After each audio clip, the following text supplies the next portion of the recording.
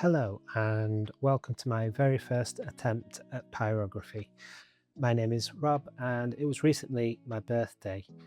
Um, and lucky for me, my beautiful wife bought me a do-it-yourself electric guitar kit. I chose it myself, but it's a guitar kit where you you get all the pieces and you put it together yourself. But the one thing about it is the guitar body is unfinished bare wood. Um, so I wanted to do something pretty cool with it, and I thought it'd be great to put some artwork onto the wood using pyrography. The catch being, I've never done pyrography before. I do design and illustration for a living, so I thought, maybe those skills transfer over a little bit. We'll see. Um, but what I thought would be really cool is my great granddad was an illustrator in. No, he was an artist in Hong Kong. He did paintings and portraits and all sorts. But he's got some really cool artwork, and I thought it'd be a great tribute to transfer some of his artwork onto this guitar. So with a little bit of my birthday money, I went ahead and bought a pyrography kit from Amazon. It was about £40. And in that kit, you get a couple of little wood samples, and that's what this is. So for my very first attempt, I thought I don't want to go straight onto a guitar body in case I ruin it. So I thought, right, I'll probably do some more practice pieces, but at least I'll start off with the couple of samples that you get on in this pyrography wood burning kit. So what I'm drawing now is a metal apple that I originally drew in Photoshop. So as I'm drawing, I'm also looking up at my screen to copy the original sketch. I'll put a picture up here of the original, and I'm just with an H pencil. I'm just lightly sketching on the apple from my Photoshop sketch, and you can see the video quality is not the best. I'm using a Logitech webcam, so the focus is going in and out, and it gets a little bit worse shortly, and I'll explain why. But I will speed through the bad parts. It gets better when I come to do the pyrography section of it. So just bear with me. It's the first video on the channel, and I'm sure future videos will get better. I've got lights and better cameras and all that sort of stuff, but the webcam was just hanging around, so I thought, let's just get it recorded. And you will see a shadow come in around about now, and that was my cat, Chester. He was up on the kitchen table wanting to be fed, and the light was this was in the evening, so the light was starting to go down a little bit, and he just cast a shadow which threw off the focus. So what I'll do now, I will speed through this section of video so you can just see how it turns out at the end, and then we'll get onto the actual pyrography.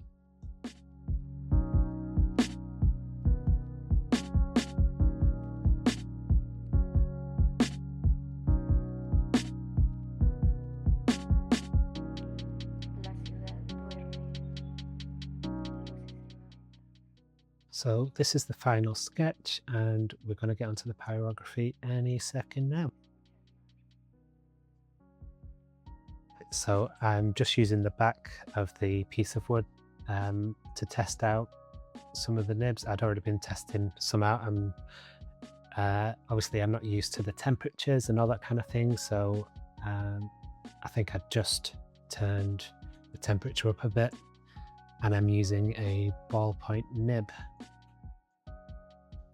And if anyone has any tips for me, as I am new to this, then please throw them down in the comments. It will be really handy for me to get some advice from some pyrography veterans. So as you can see, the lines are starting to get darker, so I've hit a pretty good temperature. and I imagine at any point now I will actually turn it over and start on the actual Apple after the webcam falls over.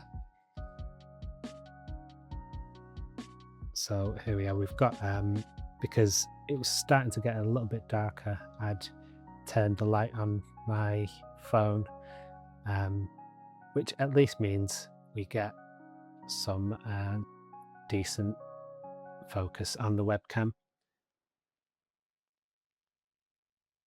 And as you can see, I am just going around the outline. Maybe I just turned it down a little bit. It was probably a little bit too hot.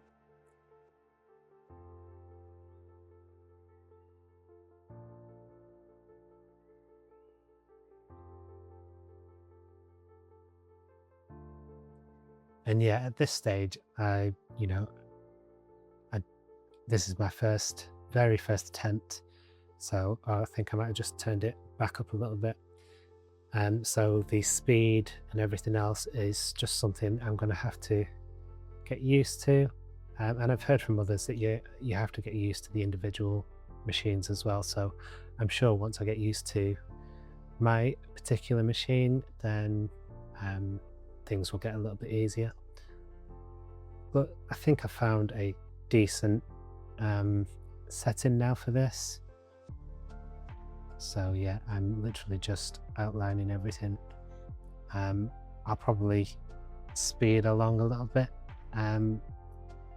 instead of you listening to my ramblings.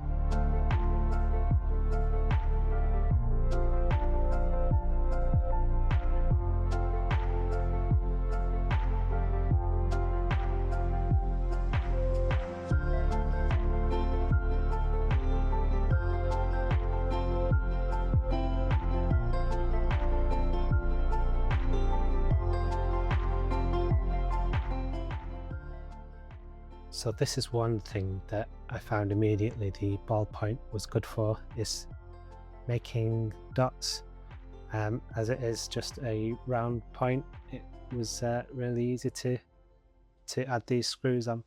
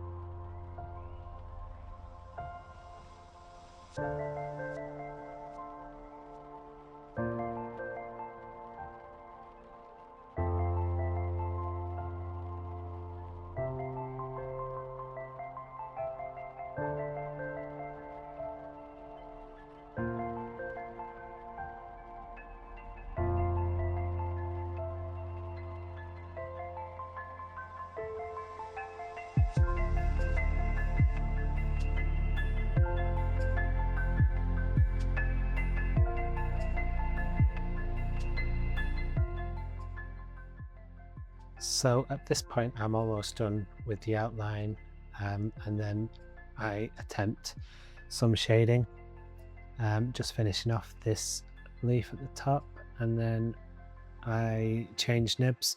The kit that I've got has got the 2 pens, so it's relatively quick if you want to change the nibs, which is pretty cool. And this is the new tip. I chose kind of a flat round one, as I've seen other people using these types to shade. I have since seen that people bend them, so I might have to do that with this one. It's kind of bend it up for the shading sections, as I imagine it's quite difficult to get a good shade with just the fine edge. But something is happening. Again, it's not, I don't think the heat is quite where I wanted it, or maybe I'm just going too fast. Again, it's just something I'm going to have to get used to.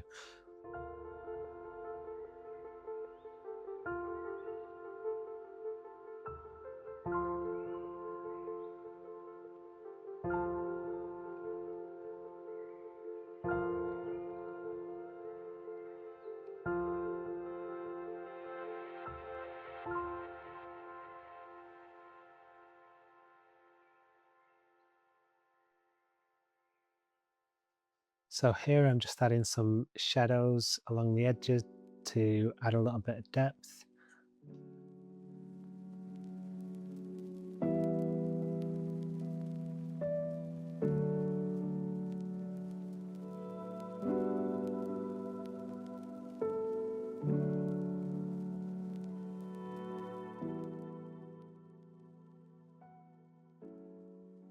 And then in this section, I'm struggling a little bit. I'm trying to get kind of a lighter, softer shade. But again, I think it's probably worth me bending this nib so that you get more of a surface area rather than trying to do it with the edge, because it's kind of gouging the wood at the same time. And then there you see I've just kind of burnt a bit of a blotch into it, but it's fine, it's my first go.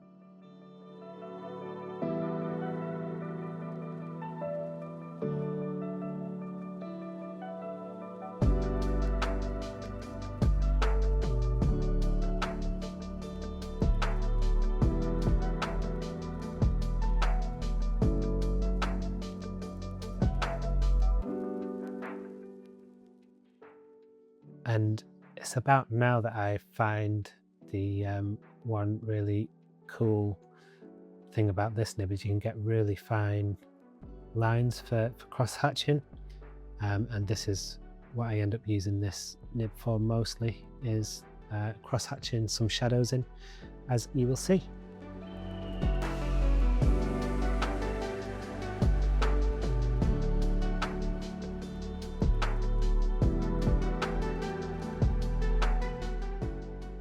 So yeah, this is where you see the start of the cross hatching.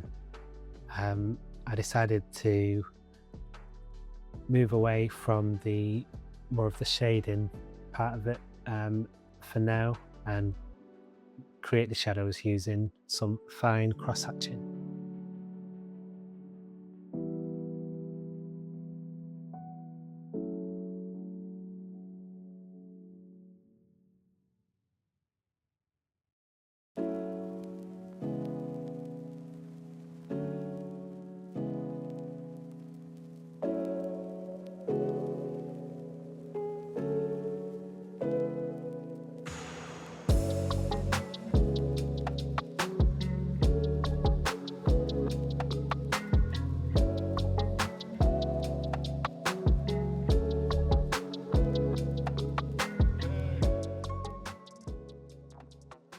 And then here I just start doing the shadow below the apple, again with some cross hatching with the edge.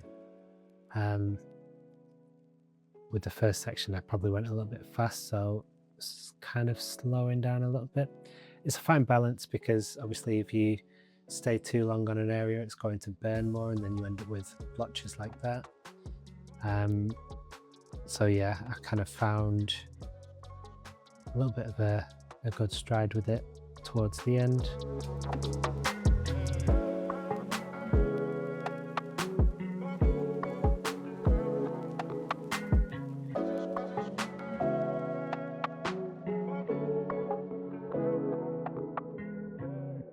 And here I attempt a little bit of shading again. It's not quite working. As I mentioned, I probably need to bend this nib so you get more of a surface area. I'm just trying to add a little bit of shading here and there, just to give it a bit more of a rustic look. I quickly abandon that and revert back to the cross hatching. And then here I just start adding some lines onto the edges, just to give it a little bit more depth. And I think this section worked out quite well, especially with the edge of this nib.